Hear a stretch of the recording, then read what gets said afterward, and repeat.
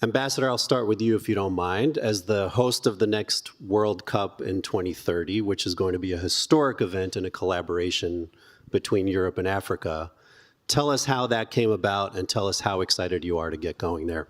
Well, thank you for inviting me. Thank you, Atlantic Council, for this very important gathering. I think it is important to share some ideas.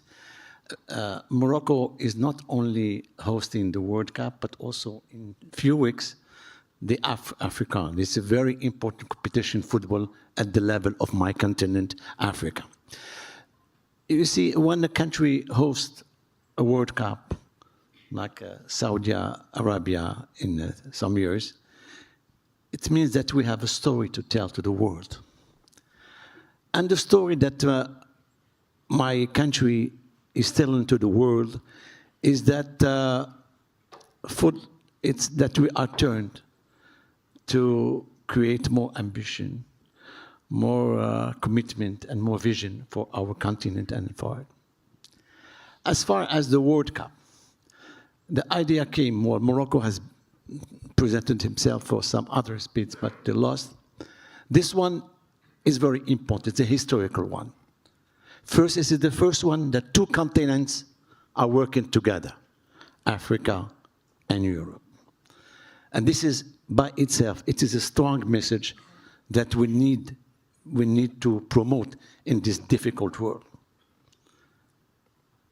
It is also about building bridges between two continents, the southern European countries, Mediterranean and Morocco, waiting to see the real bridge of 15 kilometers, the real bridge between Africa and Europe. So it is a historical moment, and because we have a strong relations with these countries, first, we share the same values, we share the same environment, and we're facing the same challenges.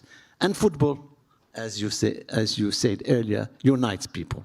And I think by this, we'll forget about trade, but we'll build bridges between peoples. It's people interaction.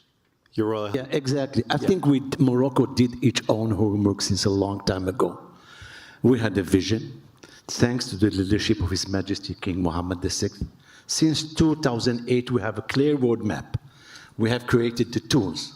Which are these tools? The Mohammed VI Academy for Football.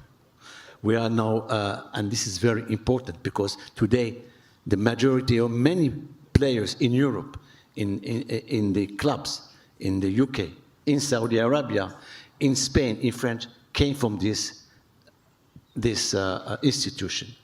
It links sport with education, and this is very important. These instruments had an impact on young generation, men and women. Today in the Arab world, as Ambassador Rima was saying, women, they go to the stadiums. We have women teams that are playing in all the competition, and I think this is very important. So we had the clear vision, we had the tools and the leadership to move forward, and the result came. We were the first Arab and African country to be in the semi-final of the World Cup in Qatar, Doha. We just won. That's important. We won the World Cup under 20 youngs. These are the young players for the future, and we were the champion of the world in Santiago de Chile. So I think the vision was clear, and we should not also, as Rima was saying, that this football also unite internationally, but also internally, different region of Morocco. And then the last element of this vision is the stadiums. It's important to have the necessary installation for football. And today in Morocco, for the next AFCON, for example, the first time the competition will be held in 9 high-level stadiums. And this is important, and all over Morocco. So football is not only a game, but it is a tool that unites the people inside the same country and create also opportunity for job, for investment, for infrastructure. People, they think football is more than a business, more than, but the business dimension is also important. The World Cup, the African, is an acceleration of the economic growth, is a tool to create jobs. It's very important for young people. All the investment in infrastructure, roads, speed trains, tourism. The impact also on tourism is very important. Morocco will have, I think, about in 2030 more than 18 million tourists. And this is important. 18 million. It's an important participation in growth, job creation. And this is, I think, this impact should also be taken into consideration. So, infrastructure synergy, stadiums, job creation, and also trying to innovate solar panels, for the World Cup. And and for tourism, it's important. Last week, I gave you Judy Foster, very important Hollywood star, was in Marrakesh for the film festival, and she said, thanks to the team, Moroccan team in Qatar, she wanted to visit Morocco as soon as possible. So this is, I think, the soft power. The soft power in football is important. It unites people, it creates jobs, it promotes growth, but also soft power is important in the media. In Morocco, we did our own homework, because without women, we're now moving nowhere. So the issue of integration to women to the societies, I don't say gender equality, but I will say the equality in rights between men and women is essential. And the king himself now is leading. The women play an important role. In football, we are present, women are present in all the competitions, level of Africa and the world, and we are doing good. Another thing, FIFA has just opened an office in Morocco, and this shows that the credibility of our country in this field. I think we should also not forget the cultural dimension, because football and sport in general play an important role in fighting against the stereotypes, the misunderstanding.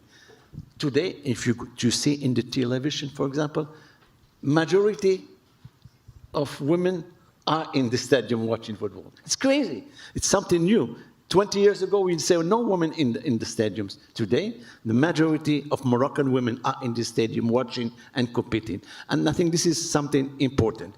And I want also, because apart from being a driver of sustainability, sports and football are an element for inclusion, social inclusion. And we need this in our country, especially at the level of the young generation.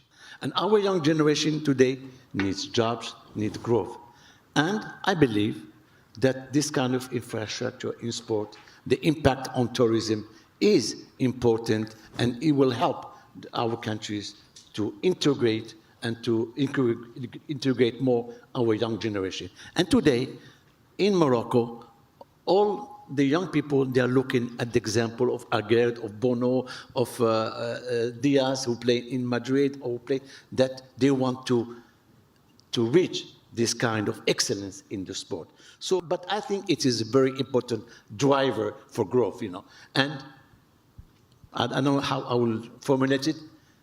When you give access for the young to sport, you avoid other extremism. For us, for Morocco, the cooperation and the relation with Europe is a priority. We have an advanced status with the European Union. We have a security cooperation, economic cooperation, and this football with two countries which are key in the construction of the European Union is important for us as far as security, migration issues, economic development, link our networks. Because at the end of the day is how do we link Europe with Africa, to energy, to sport. Because sport also, it's a very important leverage